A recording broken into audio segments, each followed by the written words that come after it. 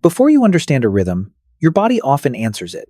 A foot begins to tap, a shoulder moves. A crowd of strangers finds the same beat without discussing it. For a few seconds, separate bodies behave like parts of one animal. That reflex feels ordinary, but it is one of the strangest things humans do. We do not merely hear patterned sound. We predict it, move with it, and use it to change how other people feel. Songs soothe infants, organize rituals, carry grief, attract attention, and turn a room full of individuals into a group. But music leaves almost no fossil. Voices disappear. Hands clapping in darkness leave nothing behind. The earliest surviving flutes tell us that musical traditions were already sophisticated more than 35,000 years ago, but they do not tell us when the first song was sung, or why. And the simple answer that music evolved for one purpose may be wrong. Courtship, parental care, memory, emotional regulation, coalition signaling, and social bonding may all be pieces of the same ancient system. Why did humans start making music? The answer may begin not in the ear, but in the moment many bodies learn to feel time together. The oldest instrument we can hold is not the beginning of music. It is only the oldest moment the ground has returned to us. Music is the organized use of sound and silence as human behavior. Musicality is the deeper set of abilities beneath it. Recognizing patterns, controlling pitch, anticipating timing, remembering phrases, and matching sound with movement. An instrument is something else again. It is an object built to extend those abilities, and objects are far more likely to survive than breath. A voice leaves no layer in a cave floor. Neither does a palm striking skin, a foot stamping earth, or two stones tapped in deliberate time. Wood decays, reeds collapse. A melody can pass through generations and vanish without leaving a single fragment for archaeologists to recover. What survives is exceptional. At Hohlfels Cave in southwestern Germany, researchers uncovered flutes made from bird bone and mammoth ivory in early Aurignacian deposits. They are more than 35,000 years old and belong to the period when Homo sapiens was establishing itself in Europe. Their carefully placed fingerholes and demanding construction reveal something already developed. People were not merely discovering that hollow objects made noise. They possessed knowledge worth repeating, refining, and teaching. That gives us an early factual anchor, but not a birthday for music. By the time someone shaped ivory into a playable tube, singing, clapping, rocking, drumming, and dancing may already have had histories far older than the object in the soil. The flute is therefore not the first chapter. It is the first surviving page. If instruments entered the story late, what was patterned sound doing for humans before anyone carved a flute that could endure? The simplest answer is that humans made music because it felt good. That is probably true. Pleasure matters. A behavior that rewards the brain is more likely to be repeated, practiced, and shared. But pleasure alone does not explain why humans use music in such different situations, or why some of those situations are anything but pleasant. Another answer is courtship. Skilled performance can display breath control, memory, confidence, coordination, and the ability to invest time in something difficult. Music may therefore have helped people attract partners. Yet, a seduction theory struggles to explain why parents sing to infants, why groups chant together, or why communities make music in mourning. Perhaps music grew out of language. Human voices already carry pitch, timing, emphasis, and emotion. Speech and song clearly share parts of the same biological equipment. But a sentence usually points toward information, while a melody can hold attention and alter feeling even when it contains no words. Then there is the lullaby. A caregiver's repeated voice can calm, focus, and reassure a child who cannot understand language. This may have been one of music's most ancient uses. But infant care alone cannot account for dancing crowds, healing songs, love songs, or performances involving entire communities. And finally, there is social bonding. The idea that rhythm and shared sound helped individuals feel connected. It explains much, especially when many people sing or move together. Still, bonding may be only part of the story. Music can also display skill, signal commitment, preserve memory, or mark who belongs. Each answer illuminates one room. None opens the entire structure. Before choosing among them, we need to enter a real Ice Age cave and examine the oldest secure evidence that patterned sound had become something humans deliberately built. But what does the oldest secure evidence of music actually look like? It looks small enough to miss. In Hohlfels Cave, in the Swabian Jura of southwestern Germany, Archaeologists working through early Aurignacian deposits recovered fragments of bone and ivory shaped into flutes. One of the clearest examples was made from bird bone. It had 5 finger holes and was complete enough to show that its maker understood far more than the simple fact that a hollow tube could whistle. The material had to be selected. The shaft had to be opened without destroying it. Holes had to be placed deliberately, and the edges shaped so that breath could become a controlled tone. Producing a flute from mammoth ivory required an even more elaborate sequence because ivory, unlike bird bone, is not naturally hollow. This was not accidental noise. It was planned sound. The instruments are more than 35,000 years old, dating to a period when Homo sapiens was spreading through Europe. Other caves in the Swabian Jura have produced early musical instruments as well, placing these finds within a broader world of figurative art, personal ornaments, and carefully worked objects. The region appears to have been an important center in the development of early symbolic culture. But the safest conclusion is also the most powerful one. These flutes do not prove that music began in this cave. They do not tell us whether people played for courtship, ritual, mourning, storytelling, or simple pleasure.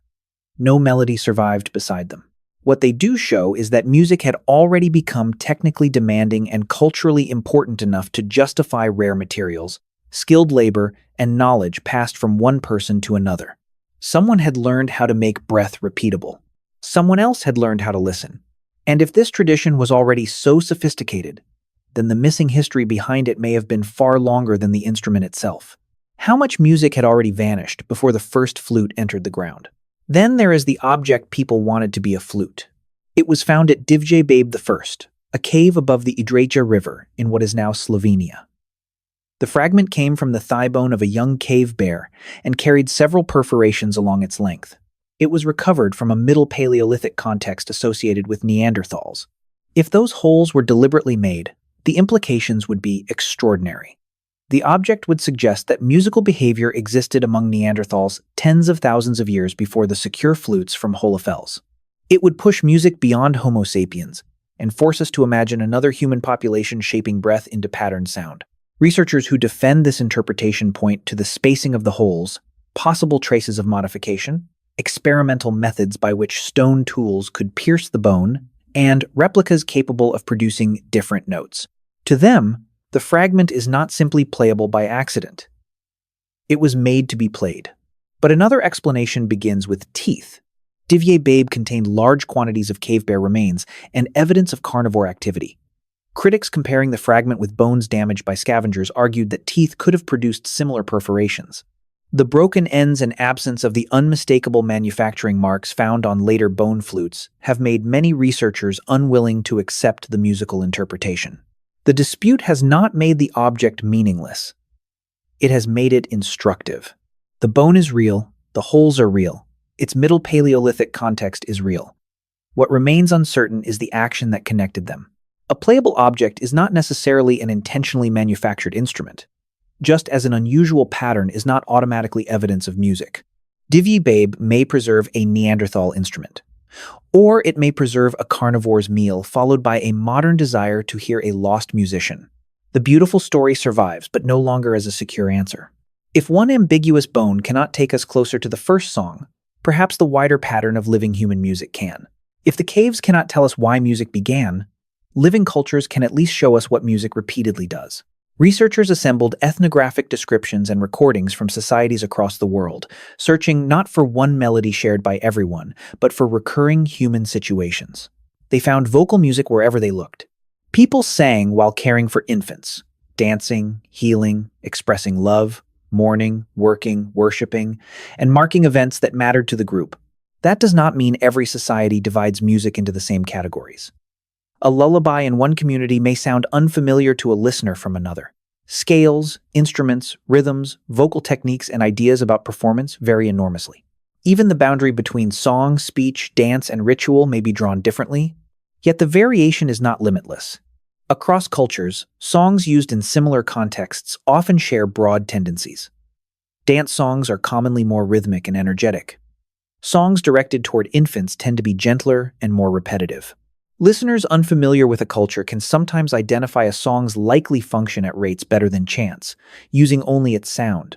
A separate global comparison found no single absolute feature present in every example. Instead, it identified clusters of statistical regularities.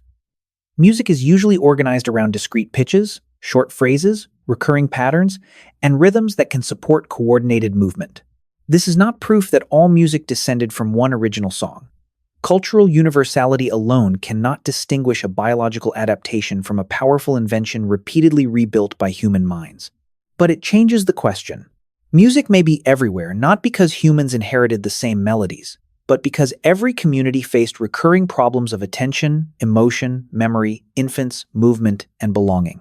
So, what gives pattern sound such unusual access to the body often before conscious thought can resist it? The next beat is not here yet, but your body is already preparing for it. When a rhythm becomes regular, humans do more than react to each sound after it arrives. We begin to predict when the next beat should fall. That prediction can continue even through silence, allowing a foot to land on time although no note marks the moment. This is why listening to rhythm is never purely an activity of the ear. Brain systems involved in planning and producing movement also participate when people silently track a beat. The body rehearses an action it may never perform. A hand remains still, yet some of the machinery used to move it is already measuring time. That expectation creates tension. Delay the beat, and the body notices. Place it where expected, and the pattern feels stable.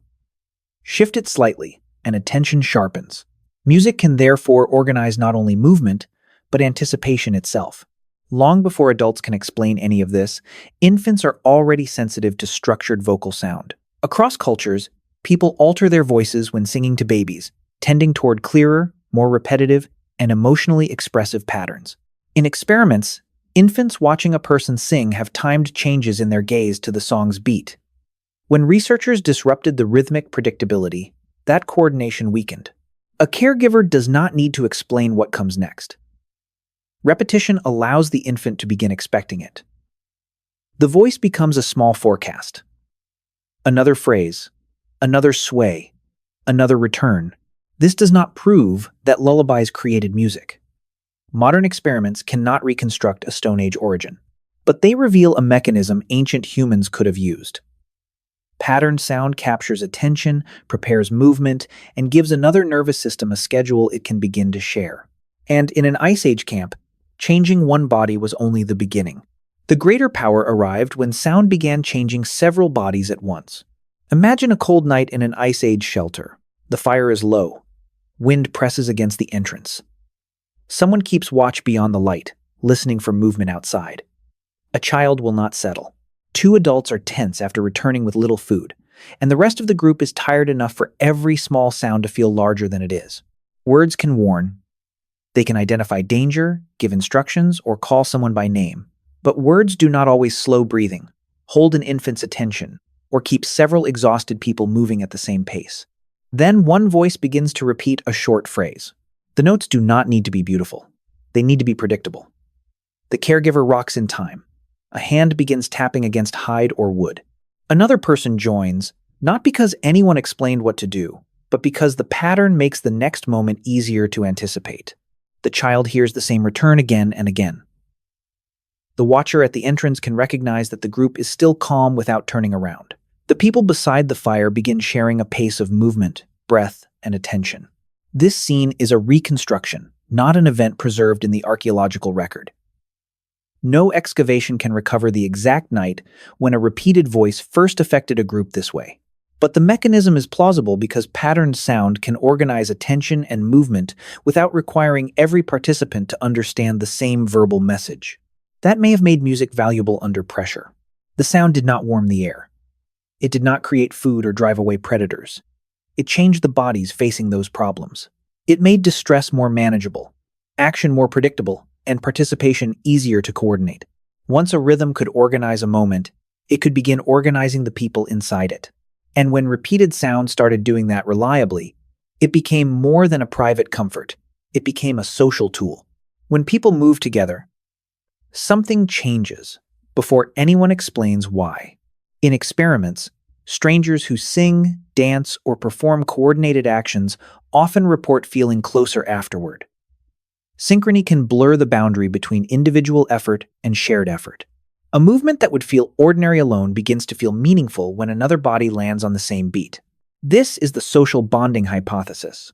It proposes that music helped humans maintain relationships by producing a temporary sense of unity, especially as groups became too large for every bond to be reinforced through direct conversation, touch, or one-to-one attention.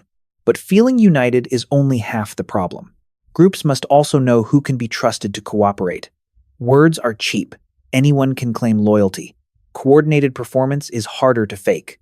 To sing or move together, people must pay attention, remember patterns, control timing, and adjust to mistakes. A public performance can therefore reveal something about the participants. They have practiced, invested effort, and accepted the discipline required to act as a unit. This is the credible signaling hypothesis. Music may not only make people feel connected, it may show observers that connection already exists, or that a group is capable of creating it. The two explanations do not cancel each other. Rehearsal can build attachment while also displaying commitment. A caregiver's song can regulate a child while signaling attention. A communal chant can strengthen cooperation inside the circle while demonstrating coordination to those outside it. Over time, repeated sound could acquire ownership. This rhythm belongs to this gathering. This melody belongs to this season, this death, this return, this people. Knowing when to enter, answer, pause, or remain silent becomes evidence that you belong. Music may have turned shared timing into social identity, but every boundary that creates an us also produces someone who does not know the song. A song can draw people together. That does not mean it draws them toward kindness. The same synchronization that strengthens cooperation can also strengthen obedience. A repeated chant can make fear easier to endure, but it can also make aggression feel shared.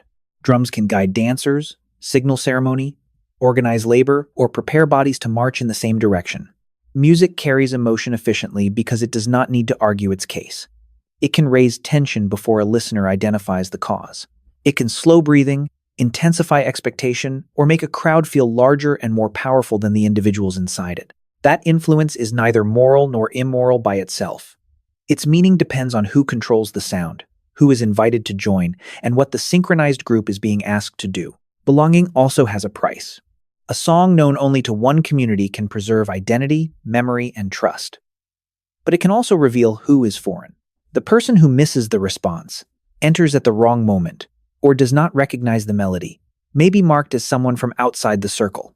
Performance can display devotion, but also rank.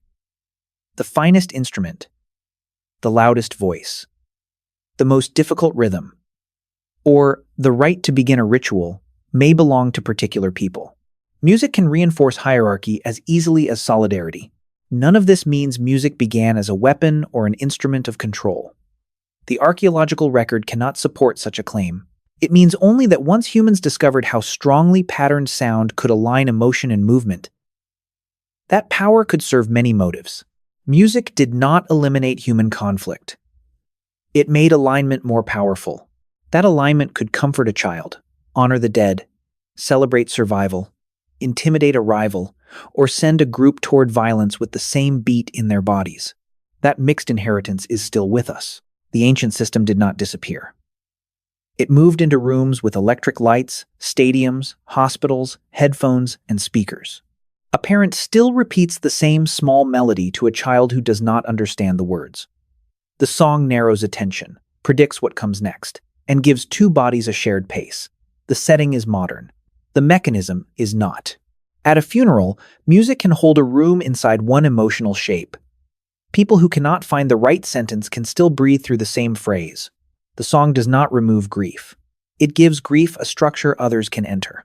In a stadium, thousands of strangers chant together. Most will never meet. Yet for several minutes, timing, volume, and repetition turn them into a coordinated crowd. A national anthem can do something similar, converting private feeling into public belonging. The effect can be moving, coercive, or both. Then there is the person alone with headphones. A runner chooses a beat that stabilizes each step. Someone anxious plays a familiar track to lower the noise inside the mind. Someone grieving returns to one song because it restores a voice, a room, or a moment that no longer exists. Music becomes a way to regulate memory and mood when no other person is present.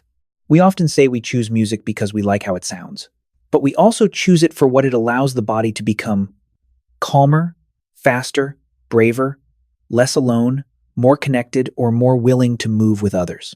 That is why ancient explanations still feel close. Music continues to organize attention, movement, emotion, memory, and belonging. And that brings us back to the foot that moved before you told it to. Before you understood rhythm, your body answered it. A foot tapped. A shoulder moved. Another person found the same beat. That small reflex may carry the deepest part of the story. We do not know who sang first. We do not know whether the first repeated melody soothed an infant, marked a death, attracted a partner, coordinated work, or simply made a difficult night easier to endure. The earliest flutes appear only after music had already become skilled enough to carve into bone and ivory. Everything before them survives only as possibility.